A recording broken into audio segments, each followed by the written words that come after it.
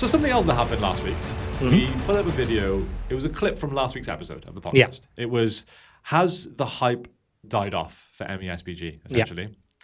It happened to be one of our most successful videos in a while, so we appreciate that. It's actually done better than all of our recent battle reports, like our last 4 battle reports, which kind of hurts my soul. I can't lie. As much as it's great to have a video do well, about a week's worth of work goes into a battle report. Yeah. And the amount of effort that goes into a podcast is the amount of time it takes to film the podcast. Yeah. We do some prep sometimes if there's stuff to talk about, but that's it. Yeah. And this is done better than the battle report. So, yeah, it's frustrating, but good at the same time, I suppose. It's also the pure irony of having a video about the lull in MESBG, yet that being the best performing video. Yeah. Yeah, that irony is not lost on us. No. Yeah. But there's been a lot of comments on it. There has. It's a very nicely interacted video. Yes. Yeah. And everyone's got an opinion on why they think there's a lull, but not just why, but also sharing their opinions on that matter of fact. Like, has it died off? Yes. And I think the overwhelming response from probably 95% of the commenters was, yeah, in my local area, it's dead. Yeah. I mean, I was going to say, we're going to go through some comments that were on the video. So, I mean, we'll find specific ones in a minute, but yeah, like you said, and I remember there was someone said like they used to get basically sellouts every time, and now they can't even sell 50%. Yeah. And it's just nuts. Which, to be honest, as people that have just opened a tabletop gaming venue, which one of the specialities is Middle-earth strategy battle game, it's really scary to hear that because, you know, this venue that we're in now, the arena, it's not cheap. Yeah. By the way, if you can hear voices, there are people playing downstairs. Right? Yeah. So obviously, going through some of the comments, a lot of the big ones are very much, you know, people have lost their ability to play their armies. They just, without that third book, it's not just like a joke of keep going, oh yeah, when's the third book? It's literally going, until it does, I have no rules. Yeah. So I'm sat here gathering dust. I think one of the most common comments was people saying that the game feels like it's very much or the edition feels like it's in a beta format. Yeah. Like they haven't released the whole game. Like it's literally a beta. Like test it with these armies, and when you're good, when we've had some good feedback, we'll release the rest. Yeah. And it sucks for probably about 33% of people out there who play the game. So one comment we'll go on to now is their name is generic username. Okay. That is the name. But it's quite an interesting point. So personally, I feel like they screwed up with the War of the Rohirrim box set. First off, it's based off an awful and completely unnecessary anime with another insufferable girl boss main character, and the box lacks a real centerpiece model. Battle of Osgiliath had the Mordor Troll. Battle of the Pelennor Fields had a winged Nazgul, whereas 3rd edition was just a bunch of Rohan versus a bunch of hobos, and no. The Rohan house does not count as a centerpiece because Osgiliath had terrain and a centerpiece, so all the Rohirrim should have 100% had the Frost Troll as a centerpiece as an outsider looking in. Out of all the box sets, the recent one is by far the most underwhelming. It's just humans versus humans. Which is very true. You have an amazing fantasy world with all these creatures, and what you have? Men versus men. Yeah, and that's fair. I didn't really even think about that because that is the conflict in the movie. I just went, well, yeah, of course that's what it's going to be. But yeah, I do get it. Look, it's the elephant in the room. There probably should never have been a new edition based on that movie. It wasn't big enough. It wasn't good enough. No. But I guess that didn't need it. Their decision had to be made before they knew that, though. That's the issue. Yeah. Is they just go, oh no, Lord of the Rings is getting like a big push again. Let's revamp it. Yeah. Like from GW side, I very much understand the reasoning behind why they did it when they did it. Yeah. It's their way to try and get people involved, and they are as unlucky as all of us that the film fell flat. Yeah, and there's a few comments on there that basically say, I bet GW are absolutely shitting themselves right now after how poor that movie was received and how much money they would have invested into all these new sculpts, all the branding, everything based around War of the Rohirrim, and it massively flopped. Like, they probably are crapping their pants. Yeah, well, I mean, it might be why we don't have some of the new models and stuff. Are they even thinking about, oh God, do we change direction completely? Yeah, again, Hera was announced in December. Yes. Yeah. We're gone past the midpoint of April. Yep. No news of pre-order. So, yeah, they may be just going, we didn't say that. Yeah. Okay, next one is the one we kind of mentioned. Is it was in Norway. So same here in Norway. Used to sell out events and have waiting lists. Now, if we sell out 50%, we are lucky. Which, I mean, we're doing better than 50% on Shadow and Flame 2. Yeah. But yeah, it's... Well, I'll put it this way. The first tournament after the new edition that we hosted sold out in 2 hours. Yeah. Sold out. And we had waiting lists. And we had a wait list on day one. This event we've been running for 3 weeks exactly. Mm-hmm. Tickets went on sale 3 weeks ago today. Yep. And yeah, we haven't sold the amount of tickets yet that we sold in 2 hours on the last tournament. No, we have. That's the exact amount. Oh, we sold the exact amount. Yeah, we sold the exact amount. That was it. Yeah. But it took us like over 2 weeks to do that. Yeah. Time-wise, it was just... Yeah. And this is our third tournament we've hosted. I think it's going to be the first non-sellout. Probably, yeah. Which is really sad. Yeah. But for our first one in the arena as well. I know. I mean, with each tournament, we've sold more tickets. So there was going to be a point that was going to happen. Yeah. However, the two... Like when you say sold more tickets, you mean there were more tickets available? Yes. We've upped the amount, but the weird bit is all the ones we've done, all the what we've attended, what we've hosted, everyone really enjoys it. Everyone has a really good time. At least that's what they say to us. That's true. Yeah. You may all go back and say it was actually the worst thing you've ever been to. But generally, these events, like people go to them, they have fun. Yeah. And it never seems to be a go to them, hate them, and never want to do another one. Yeah. So it's weird that it is going so. It's just downhill so quick. Yeah. That's the thing. And we're getting into the territory of retreading last week's content. Oh, yeah. But yeah, it definitely has. It's really, really gone downhill, and it's sad. It is a bit worrying. I do hope that when the third army book comes out, and this is probably the most common thing said on the video, is that when that comes out, there will be a rejuvenation and hype will kickstart. that's my hope. I think it will. Yeah, I mean, going through more of the comments, a lot of it is also we keep retreading the same things. It's that third book. It's the army rules, like.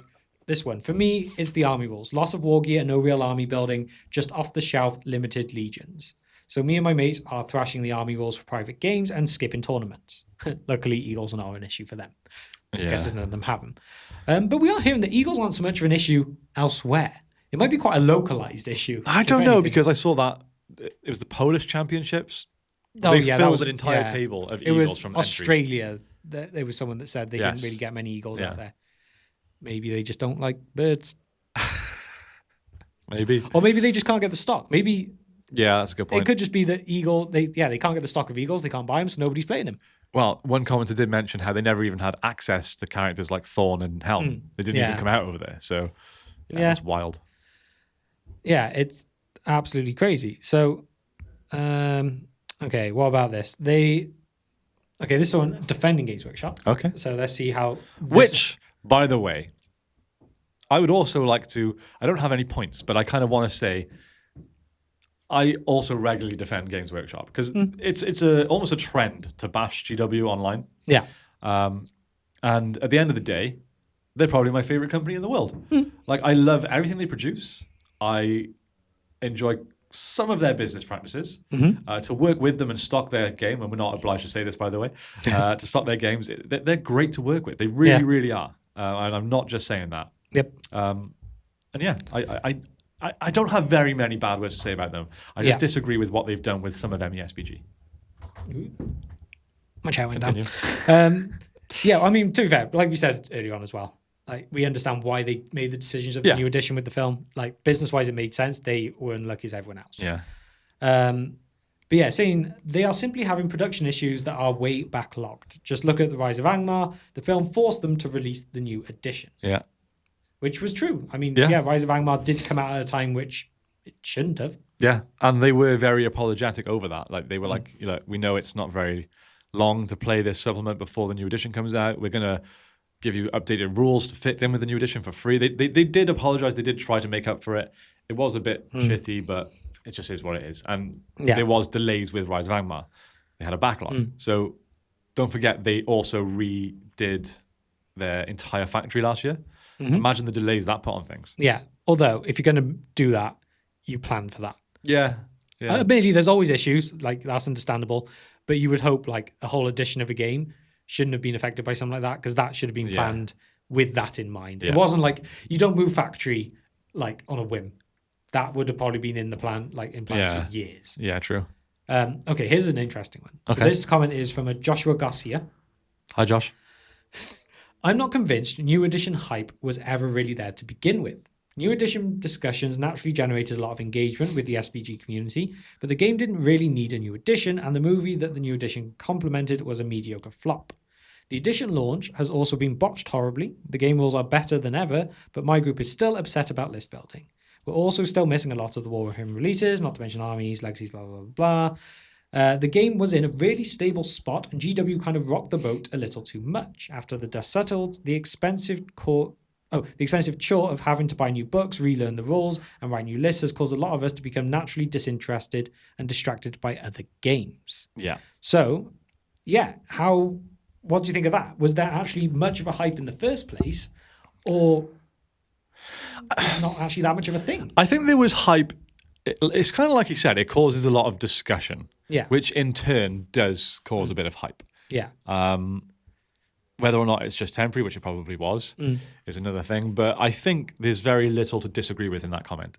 The game was great. Yeah. And it was in a decent place, but I felt like it needed something to push it ahead. Yeah. And with GW's business model, with what they do with like 40k and stuff, is every few years, if there's a lull, new edition, and everyone's back on board, and every edition seems to get better and better in terms of sales. So I get it. They didn't change the rules too much, which is a positive, but you do still need to have to invest in new armies books, new rule books. You don't need to buy the new starter set and stuff, but yeah, I do get it. It is expensive and time consuming to get into a new edition. It's hard to disagree. Yeah. Okay. Here's another one then from someone who is coming back into the game. Okay. Here are their, they had a few thoughts, so I might just summarize them a little bit. Okay. Basically, everyone seems to agree that the new rules are better. Yep. However, 40k reroll madness is creeping in. Ooh.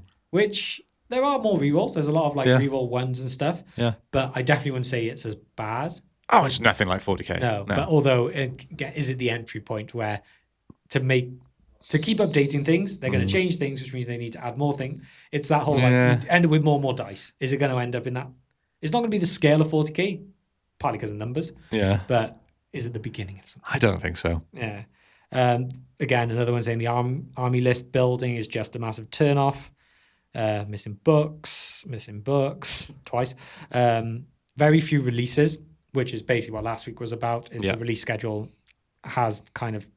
Like you said, you think there's going to be one this week? I'm not going to hold my breath. I'd love there to be, but yeah, it's also it's not just that there's few releases, but for example, the release is, like the most recent one, the release is a Troll Catapult. Honestly, how many people are even going to buy that release? And that's one of the very few releases. Yeah. Okay, fair enough. I'm one who's very excited for the Lamroth stuff. Same. Which basically just prints Imrahil at this point. They haven't even announced anything else. It might just be a recast of a new mold of a model, a new sculpt, whatever the right word is. But if you don't like the fiefdoms, and if you don't like basically Gundabad, what have you got? A Hera that you're still waiting months for? And let's be honest, no one really wants that Hera. There's some people. Because there's already a Hera. Yeah. And it is a nice model. Yeah. Oh, yeah. But I'm past that. The little bit of hype that there was around War of the Rohirrim, I never even thought about playing with Hammer and Haleth for months. Yeah. And I was going to run an entire competitive list around them. Yeah. It's gone. Yeah. So it is a thing. When you really break down the releases, is it just you're not covering enough bases with it to actually keep people as engaged? And that's where the lull comes in. You're like, until they release, I don't know, something new, Mordor, I'm not going to be as interested. And how long is that going to take? Ugh. Yeah, that's a good point. Is it going to happen? Yeah. It could generally be next year. True. Year after. God. And that's not an exaggeration. No. So, yeah. I think probably outside of the Third Armies book, the most common thing that is brought up in these comments is list building. Yep. We were passionately negative about that aspect of it. Yeah. It sucked. It's a ridiculous change to the game. But I didn't realize... until last week's video, how passionate people still are and how hurt people still are. Yeah. There were so many people that went, I can't build my own list, proper custom list. Yeah. I'm gone. Yeah. And loads of people have said that they have found replacement games that they want to play. Yep. Interesting point here is some of those games that they want to play are also GW games, other GW games. Yes. GW games that are their own world, their own universe. Yeah, they own their the own rights to. IP. Yes. And I think this is something that's probably worth discussing. Are Games Workshop essentially trying to expire their license? Because I don't know whether or not, like, how much money do they pay for these licenses? It can't be cheap. To have an entire miniature license from New Line Cinema, to have exclusive rights to release miniature games based on their IP, that's got to be costing them a lot of money. I mean, how much did Amazon spend on the rights for the small amount of stuff they got for the Rings of Power? Yeah. Obviously, it's not as copy and paste with that kind of thing, but it cost them that much to get those kind of rights. How much are GW paying for basically exclusivity of a miniatures game? I know the initial contract was a bargain. I know at first they got it real cheap, but I'm assuming that was maybe a 10-year contract, something like that. I don't know, like, I don't have enough knowledge to really discuss this, but I'm just theorizing. I'd assume upon renewal, knowing how much GW made from the Lord of the Rings Warhammer stuff, there was a bit of renegotiation, and they must be in a situation where they're like, is this game really worth that when we can just push all these guys into another one of our games that's already our own IP? We don't have to pay for the rights. Because of rights, profit margin on MESBG has to be smaller than all their other games. Yeah. It has to be. So from a business point of view, if it's not one of their high sellers like it was upon release, is it really worth it? To be honest, from a business point of view, no, it's not. It's not going to be worth it because, like you say, there's not as much money in it for the time and effort that would need to go into it, where they could spend that same amount of time on the next 40k thing and make a ridiculous amount more. Yeah. Or even go, right, let's just make our own similar type game that's custom. Yeah. Like Age of Sigmar, but Age of Sigmar is a bit too fantasy compared to MESBG, I think. Yeah. But yeah, I get it. I get why they're trying to go, well, we'll keep them happy for now, but just few and far between on releases and just kind of plod along, release enough stuff to keep people there, make them think the game's not quite dead. But maybe it is dying. I don't know. So are you saying, is it self-destructing? It's difficult to say. But if they are self-destructing it, I get it. Because, like I said, the profit margin must be smaller than all of their other games. Yeah. They don't have any other licenses that aren't their own IPs. This is the only one. Yeah. So, yeah, and they're also, because I suppose it's not just having a license for certain things, is that there's nothing new. Yeah. Like, obviously, with all their other stuff, they can just invent the new stuff. If they go, oh, this thing would be really cool. Okay, let's write this into one of the stories, put it in one of the White Dwarfs, it now exists. Yeah. And it's not only just that, but if they do want to put out new things, they have more people to get okays from. Yeah. Like, surely if they're putting out Aranarth, Captain of the Dunedain, surely that has to go through other people to be okayed. Yeah. Yeah, there's got to be a certain, I guess, whoever from the right, New Line Tolkien Estate, and I'm not because sure. they're not all in the films. It's a grey area, really. However, if they've shown they could do it, they can release an Imrahil, they can release all this. So is it not worth that time and effort to do more of these and push the game back and then make the money, which they're claiming that they wouldn't? But if they release an Imrahil and then they do more of a similar type, how do sales on that compare to a new Space Marine captain? Like, it's just... Oh, yeah, no. I very much understand it would be worse. It's just, as devil's advocate, if they did go, okay, this month let's do, I don't know, or say they went, okay, no, let's just push this. Every month now we're going to do, so say this month we'll do Imrahil and Troll. That's 1 month. Next month we do another Good and Evil. Next month we do another Good and Evil. We do resculpts of what, like, if they actually pushed it rather than going, you get one release every 3 months, because we got to remember, we've talked about this before, is Lord of the Rings saved GW. Yeah, it did. So to not give the game the respect it deserves. It's just not about its business, though. Oh, yeah, no, completely. Yeah. But I guess is there just not a big enough player base either that they go, okay, great, if we can move 50% of them over to one of our other games, awesome. If we lose 50% to it completely, is that an acceptable loss? Yeah. Is the 50% war that community buying Warhammer far more profitable than 100% buying MESBG. Probably. And I don't even think it's necessarily the lack of new releases that's an issue. I think they need to repackage a lot of things. What semi-revamped this game before the new edition was Battle Host boxes. Yes. Battle Host? Battle Force. Battle Host. Host. Yeah. Yes. And it's something that works great for 40k. Things like combat patrols. Yeah. And the Battle Force boxes. They're really, really great ways of not only getting into the game, but building a new army. Yeah. Like if now in Middle-earth I go, right, I want to build a Moria list. Yeah. You don't have a starting point. It's just like, I'll just go through the Moria stuff on the website, some goblins, Balrog. This might be a poor example.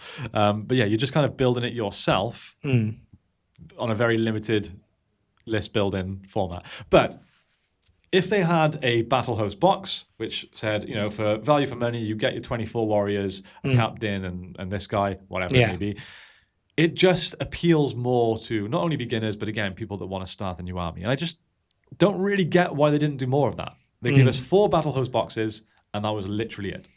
Yeah. And half the time, they were sold out because they were doing so well. Yeah. I guess it's weird as well, because with the new edition army building, it makes more sense for them. Yeah. Because significantly more. Yeah. Whereas when you wanted to mix a match, then they made, I say less sense. They still made a lot of sense. But yeah, it's almost like they built the game more towards that system and then stopped. Yeah. Yeah, it's absolutely wild.